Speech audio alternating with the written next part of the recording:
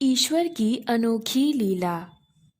एक बार की बात है कि नारद जी ने भगवान विष्णु से प्रश्न किया, प्रभु, आपके भक्त गरीब क्यों होते हैं? तब भगवान बोले, नारद जी, मेरे कृपा को समझना बहुत मुश्किल है। इतना कहकर भगवान विष्णु नारद जी के साथ साधु रूप धारण कर पृथ्वी पर पधारे और एक सेठ के घर भिक्षा मांगने के लिए उनका दरवाजा खटखटाने लगे। इससे सेठ ने बिगड़ते हुए दरवाजा खोला।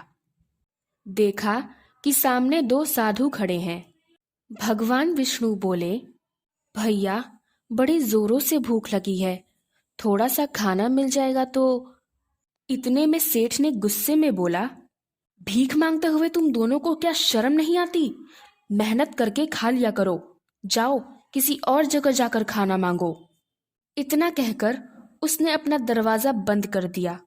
सेठ के जाने के बाद नारद जी ने भगवान विष्णु से कहा, प्रभु, ये सेठ आपके भक्तों का और आपका निरादर करने वाला सुखी प्राणी है, आप इसे श्राप दे दीजिए। नारद जी की बात सुनते ही भगवान विष्णु ने उस सेठ को अधिक धन संपत्ति बढ़ाने वाला वरदान दे दिया। उसके बाद भगवान नारद जी को लेकर एक बुजुर्ग महिला के घर पर गए, जो कि एक छोटी सी झोपड़ी में रहती थी, जिसमें उस महिला के पास एक गाय के अलावा और कुछ भी नहीं था। जैसे ही भगवान ने भिक्षा के लिए आवाज लगाई, बूढ़ी माई बहुत खुश हो गई। बाहर आई, उन दोनों साधुओं को आसन देकर उन्हें बैठाया और उनके पीने के लिए दूध लेकर आई और बोली, महाराज, मेरे पास तो इसके अलावा और कुछ भी नहीं है, आप इसे ही स्वीकार कीजिए। भगवान ने बड़े प्रेम से उस दूध को स्वीकार किया। तब नारद जी ने भगवान विष्णु से कहा, प्रभु, आपके भक्तों की इस संसार में देखो कैसी दुर्दशा है, मुझसे तो देखा ही नहीं जा रहा। ये बेचारी बुजुर्ग महिला आपका भजन भी करती है और अतिथि सत्कार भी करती है। प्रभु, आप इसे कोई अच्छा सा आशीर्वाद दीजिए। भगवान ने थोड़ा सोचकर उस बुजुर्ग महिला को उसकी गाय के मर जाने का अभिश्राप दे डाला। ये सुनकर नारद जी को बहुत क्रोध आया। कहने लगे, प्रभु, ये आपने क्या कर दिया? भगवान विष्णु बोले, ये बुजुर्ग महिला मुझे बहुत याद करती है, मेरी पूजा अर्चना करती है।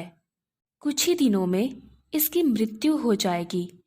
मरते समय इसकी गाय की चिंता इसको सताएगी कि मेरे मरने के बाद मेरी गाय का क्या होगा। कहीं मेरे मरने के बाद कोई कसाई इसे ले जाकर इसकी हत्या न कर दे। मेरे मरने के बाद मेरे गाय का देखभाल कौन करेगा?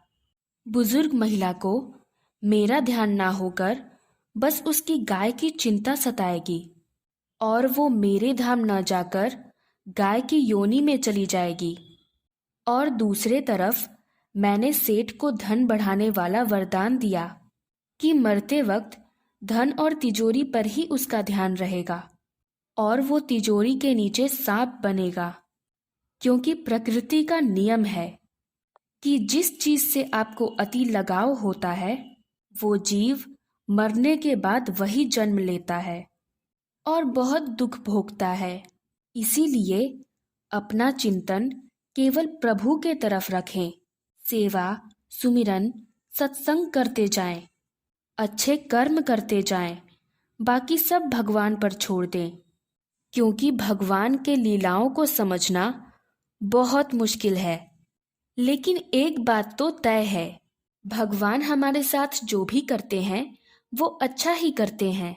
इसीलिए प्रेम से कहते रहिए, लीलाधारी भगवान की जय, भक्त वत्सल भगवान की जय। ऐसी और कहानियां सुनने के लिए सब्सक्राइब करें हमारे चैनल नमो गुरु गोविंद को। धन्यवाद।